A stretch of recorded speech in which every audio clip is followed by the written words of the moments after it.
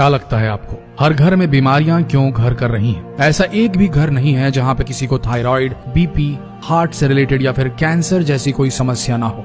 यानी किसी न किसी प्रकार की बड़ी बीमारी जिसके बारे में पहले सिर्फ सुना जाता था, आज ये बड़ी बड़ी बीमारियां घर घर हो रही हैं। इससे बड़ी बात यह है कि हर 10 में से 3-4 लोगों की डेथ, मौत की वजह है कैंसर।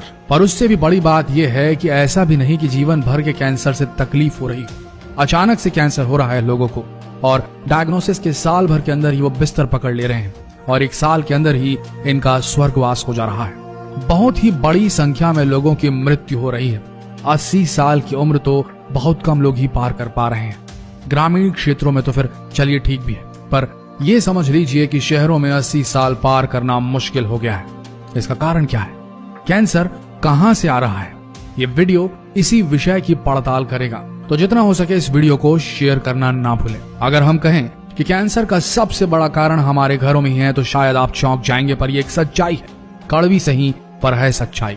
आप लोगों ने सुना होगा कि आजकल खाने पीने की चीजों में काफी केमिकल्स डाला जा रहा है। लोग कह रहे हैं कि सब्जियों को अच्छी तरह से धोकर ही इस्तेमाल किया जाना चाहिए। दूध में भी कई जगह केमिकल्स के ट्रेसेस मिल रहे हैं क्योंकि उन गाय भैंसों को हार्मोन्स के इंजेक्शन लगाए जा रहे हैं।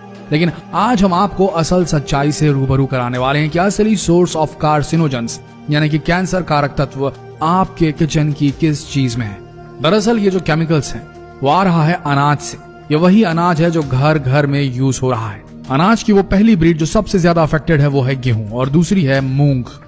गेहूं और मूंग की जो फसलें हो रही हैं उससे ये केमिकल सीधे आपके घरों में पहुंच रहा है और इसे रोकना आसान नहीं। आज गेहूं की जो ब्रीड है, जो नस्ल है, वो पहले की देसी नस्ल, देसी ब्रीड से बेहद अलग है। पहले के गेहूं की क्वालिटी, उसकी नस्ल इस तरीके की होती थी कि अगर 1 क्विंटल गेहूं लगाएं, बोए जाएं, तो 1 क्विंटल गेहूं का सिर्फ 3 या 4 क्विंटल गेहूं की उपज होती थी। बहुत ही अच्छा खेत हो तो 5 क्विंटल की फसल मिल जाएगी, वरना 1 क्विंटल गेहूं अगर बोया है तो मात्र 3 क्विंटल, 3 गुना ही होता था। ये थी गेहूं की क्वालिटी जो उस समय हुआ करती थी।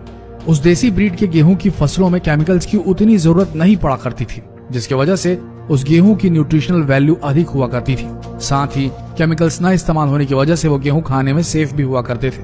लेकिन आज के समय वैज्ञानिकों ने जिस तरह से गेहूं को विकसित किया है, गेहूं की क्वालिटी ऐसी कर दी है, उसकी नस्ल ऐसी हो गई है कि आप 1 क्विंटल गेहूं अगर बोते हैं तो 20 से 30 क्विंटल तक की फसल ले सकते हैं। मतलब 1 क्विंटल गेहूं का बीज 30 क्विंटल यानी कि 20 से 30 गुना होने लगा है। जो 3 गुना होता था वो 30 गुना हो रहा है। सोच कर देखिए, यहाँ फसल तो अच्छी मिल रही है, पर चूंकि फसल ज्यादा लेनी है तो ऐसे में गेहूं की पैदावार ज्यादा हो, इसलिए इसमें केमिकल्स डालने बहुत जरूरी हो जाते हैं, जैसे यूरिया, डीएपी, साथ ही तेज कीटनाशक पेस्टिसाइड्स की भी जरूरत पड़ती है। अगर किसान इनका यूज नहीं करेंगे तो गेहूं की पैदावार नहीं होगी।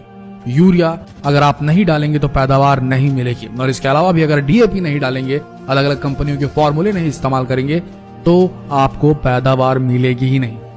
गेहूं की क्वालिटी ऐसी हो चुकी है जो खाने में स्वादिष्ट भी नहीं रही और साथ में तेज केमिकल का इस्तेमाल भी इन्हें उगाने में करना पड़ता है, जो इन्हें बेहद खतरनाक और कैंसर कारक बना रहा है। क्योंकि बगैर केमिकल डाले गेहूं होगा ही नहीं, और जो भी जहर डाले जा रहे हैं, केमिकल डाले जा रहे हैं, गेहूं पकने के बाद, कटने के बाद उसको उसमें से नहीं निकाला जा सकता। वो रोटी के रूप में जब आप गेहूं पिसवाते हैं या उसे रोटी बनाकर आप खाते हैं, वो केमिकल नहीं जाएगा, वो सीधे आपके शरीर में जाता है। वही केमिकल है जो आपके शरीर की सारी कार्य प्रणाली को धीरे धीरे बर्बाद कर रहा है और आगे चल के आपको कैंसर जैसी घातक बीमारी का शिकार बना रहा है।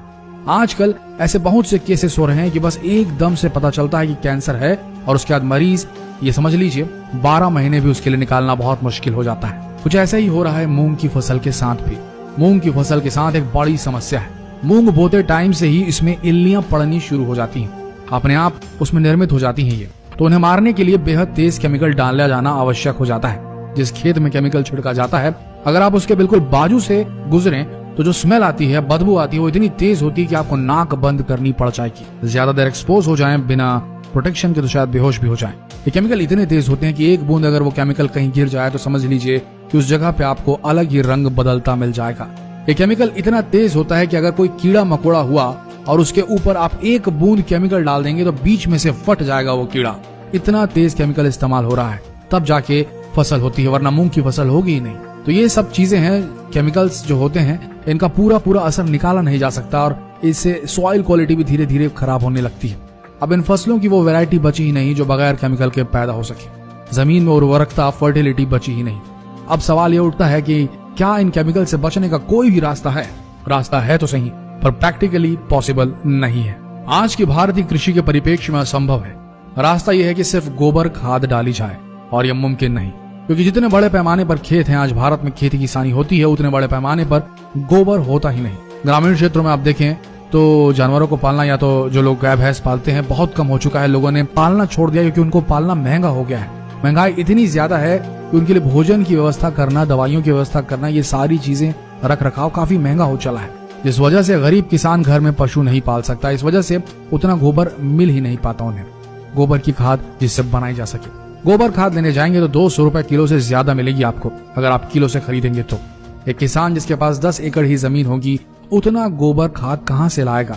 बना ही नहीं सकता वो खुद, क्योंकि अगर करेगा तो फिर उसको इसके लिए बहुत ज्यादा पैसा देना पड़ेगा। चलिए मान लीजिए देसी फसलों की नस्लों को बचाने के लिए अगर वो ज्यादा पैसा लगा के गोबर खाद बना के गेहूं की फसल ले भी ले, तो गेहूं की खरीदी कीमत ज्यादा होनी चाहिए, जो है नहीं। अगर खरीदी कीमत में इजाफा नहीं किया गया तो किसान को लाभ होना इम्पॉसिबल है। ऐसे में किसान इतनी लागत लगाकर क्यों देसी नस्ल की फसलें उगाए? वो तो जाएगा ही हाइब्रिड नस्ल और केमिकल इस्तेमाल करने की दिशा में। अब सवाल उठता है कि इसमें कौन सहायता कर सकता है? तो आपको बता दें, इसमें सिर्फ शासन ही मदद कर सकता है, सरकार ही मदद कर सकती है। सरकार और एनजीओ को यह प्रयास करना होगा कि किसान देसी नस्ल, नॉन जेनेटिकली इंजीनियर्ड फसलों की तरफ जाए। ऐसी भारतीय फसलों की नस्ल जिन्हें न ज्यादा यूरिया की जरूरत हो, ना ही डीएपी की, और ना ही पेस्टिसाइड्स की। पर करंट व्यवस्था में ऐसा होता दिखाई तो नहीं दे रहा है। अब चारा यही बच रहा है कि ग्राहक खुद जागरूक हो, खुद जनता को जागरूक होना होगा और पता करना होगा कि कौन सी ऐसी फसलें हैं जिनमें बाय डिफॉल्ट कम केमिकल इस्तेमाल करने होते हैं। जैसे कि गेहूं की अपेक्षा चावल में, राइस में केमिकल्स की जरूरत बेहद कम होती है। फलों में अडल्टरेशन, मिलावट और ऊपरी चीजों का इस्तेमाल ना किया गया हो तो फल भी खाना सेफ है। तो आज जरूरत है हमें कि राइस का ज्यादा से ज्यादा इस्तेमाल करें और एक टाइम का भोजन जो है वो फलाहार से करें।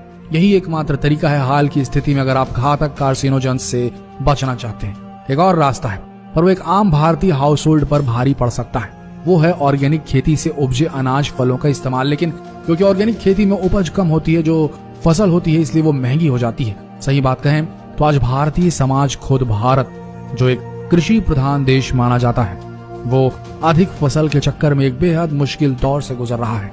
एक तरफ जहां किसान खुदकुशी कर रहे हैं, तो दूसरी तरफ अधिक लालच की वजह से, अधिक पैदावार की वजह से मजबूर हैं ये किसान घातक केमिकल्स का इस्तेमाल करने के लिए।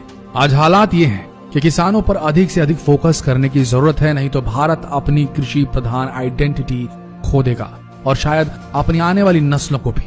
जितना हो सके ये वीडियो शेयर करें, क्योंकि ये जरूरी है सबका देखना। धन्यवाद। Subscribe now and press the bell icon. Never miss an update.